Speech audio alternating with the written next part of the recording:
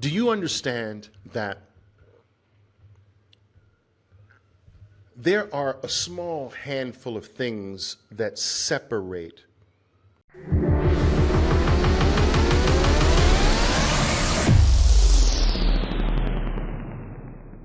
people who achieve, who are high achievers, and those who are not? I'm not going to go into, maybe one day we will, but tonight I'm not going to go into this long list of things, this small list of things actually, but I will mention one or two things. Number one, people who are high achievers avoid negative people like the plague. Dude, if you've got negative voices in your life, I am telling you, you better find a way to silence them. I don't care if it's moving to a different state, a different town. I don't care if it's separating, but I am telling you now, you better get them out of your life.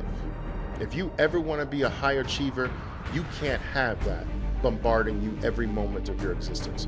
It just doesn't work that way.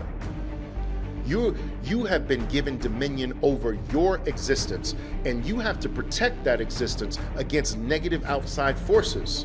If you don't protect the only thing you've been given dominion over, the only thing that you have full 100% rights over is your existence. If you don't protect that, then what's the whole purpose of living?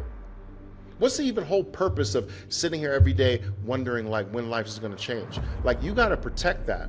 That's your existence today, and your dreams today, your desires. These are yours. They are unique to you. They come to you for a reason. They're not just randomly chosen. You can't have a desire or a dream randomly. It's psychically connected to something very deep in you, and you have to protect that. You can't let people poke at that and punch holes in it, and you can't leave it exposed. You protect that at all costs. High achievers do this, right? The other thing high achievers do is that they have freaking lists. A simple list. I don't care if it's a list in your cell phone, or a list on a piece of paper that you keep in the back pocket, or a list in a journal, or a list on your wall in your bathroom, on your refrigerator. I don't care where it is, but they have a list. And they live off of a list every day. I'm telling you. What is it that you are working on in your trading right now? Do you have that written down? Or is it like, I just hope today is different, Oliver? Do you have a list you're working on? Is it in front of you? What are you working on today? Before you take your first trade, what is your goal today?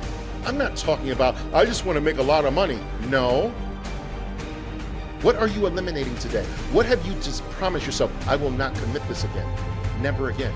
I'm going to go into the first trade today not committing this error. Now let's go. You're going to have that written down. Achievers have lists and they mark things off. Okay, item number one. How many of you have your 5 biggest faults written down on a piece of paper? Probably none of you. Do you even have written down what is the strongest buy signal that you know is? Do you have that written down? Most people don't even know what a buy opportunity is in the market. They just say, I think it's going to go up.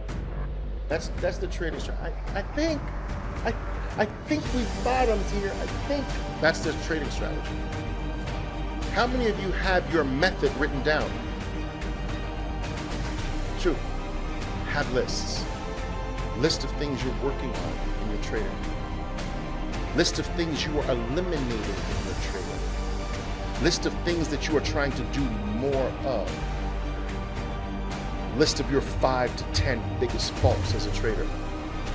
Every day, chipping away at the number one. You don't work on all 10 at the same time. That's ridiculous. You eliminate them one by one.